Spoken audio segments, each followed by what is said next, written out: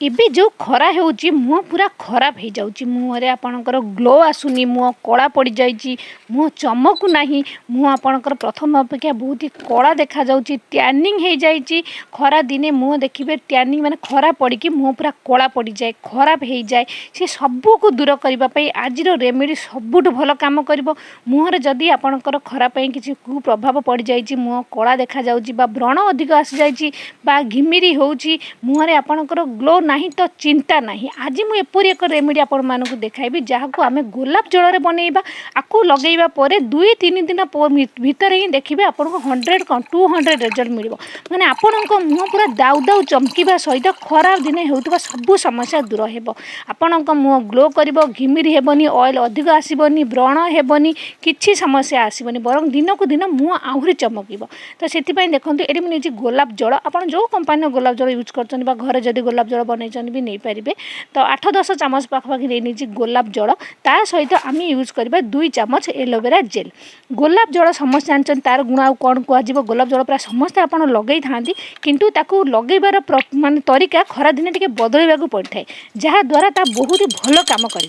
गोलाप जल टैनिंग को काटी थाए मुहरे ग्लो आनी थाए निखार आनी थाए स्किन को पूरा सतेज बन थाए आ एलोवेरा जेल टैनिंग को काटिब सनस्क्रीन काम कर गोलाप जल एलोवेरा जो मिसीजे खरा दिने आपण स्किन को पूरा प्रोटेक्ट करेंगे तो दुईटाक जिनस को मिसई सारापर एवं आम तृतीय जिनस यूज करवा हलदी गुंड बा केसर जदि केसर अच्छी यूज करेंगे नाई तो यह बदल आप हलदी गुंड यूज करेंगे जदि दुईटाक जिनस अच्छी तो दुईटाक जिनस भी यूज करेंगे मुझे कह आपण मैंने गोटे केसर कि रखु जो मैंने स्किन ग्लो आने को चाहूँगी स्किन को गोरा करने को चाहूँगी तो केसर बहुत ही भल आप जब मार्केट रू केसर वाला क्रीम केसर वाला जहाँ भी किणुंट फेस वाश आपको बहुत टंका पड़ो किंतु गोटे गोटे केसर पैकेट जब आप किଣିକି रखिए आपको आप वर्ष वर्ष धरी यूज करेंगे बहुत अल्प टंका आपको पड़ो तो आप ऑनलाइन देखिए किणतु गोटे पतंजल भी किनीपारे मार्केट में मिल जाए तो केसर 10-20 धागा ये देखते गोलाप जल पकई देती पकई किसी समय यहाँ छाड़देवे 10-15 मिनट तार सबू देखो गुण ये भी आसीज जब न छाड़े किसी कथा नहीं कारण यह जेहेतु पानी भी बुड़ीकी रही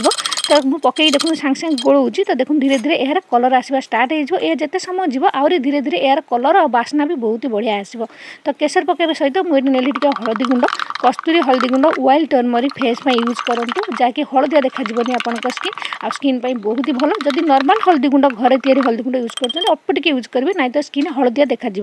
तेणुक देखो जदि आप पार्टी तो ऑनलाइन गोटे गोटे किणी निहाती रखु जो मैंने हलदी लगे प्रिय तो आप कस्तूरी हलदी गुंड यूज करूँ तो सब जिन को मिक्स कर सारापर आपड़ ए गोटे स्प्रे बटल बा जेकोसी बटल आप खाली बटल अच्छी गोलाप जल बटल जब स्प्रे बटल रखुच्च भी बहुत भल यह आम 2 प्रकार आज मुझे लगेबा देखाइबी किपरि आपण यह यूज करेंगे गोटे तो यहीपर देखो बटल भर्ती करने तो यह जपरी आप गोलाप जल यूज करते सेहीपरि यूज करेंगे किंतु एत सारा जिनस जो आम मिसई ताद्वारा यार गुण बहुत ही बढ़ी जाए जहाँकि आपण स्किन को लाइटेन और ब्राइटेन कर स्किन नुआ निखार नुआ ग्लो आण आउ गोटे उपाय आप यूज करेंगे जहाँकि मोर फेवरेट प्राय मुझे देखिए खरा दिने सब आइस क्यूब मुझे देखा था मैंने यह आम बरफ कर यूज करवा यहीपरि एक आइस ट्रे यह सब ढालीदेवे और फ्रिजर यह गोटे राति रखिदेवे तो आइस क्यूब पूरा बनीज आइस बनीज यह आपड़ बनईकी एकाथरे 15-20 दिन भी बनईकी रखिकी यूज करेंगे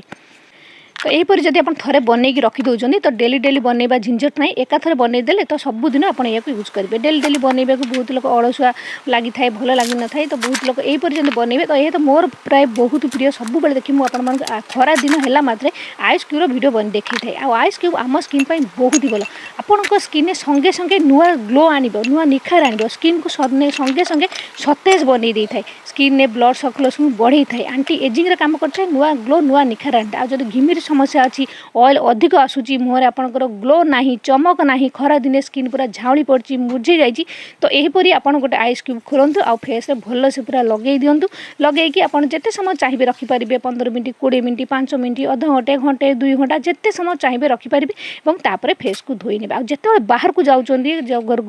खरा जाऊँ बाहर को जब जाइए जो घर को फेरुंट तो निहाती एथुर गोटे लगेदेवे देखिए संगे संगे आप स्किन टैनिंग पूरा पूरी कटिज खरा स्किन गोटे खराब हेबनी आउ जो यह जो सब गुण देखली मुझे जो सब जिन मिसई एक सनस्क्रीन काम कर माने सन सूर्य किरण खराब होता स्किन डैमेज को रिपेयर कर आपण स्किन को प्रोटेक्ट कर आपण स्किन सब स्किन माने स्किन सेल्स को पूरा रिपेयर कर नुआ कर आपण स्किन सेल रिजुनेट हो आपण स्किन बहुत ही ग्लो बहुत फेयर बहुत ही सुंदर बन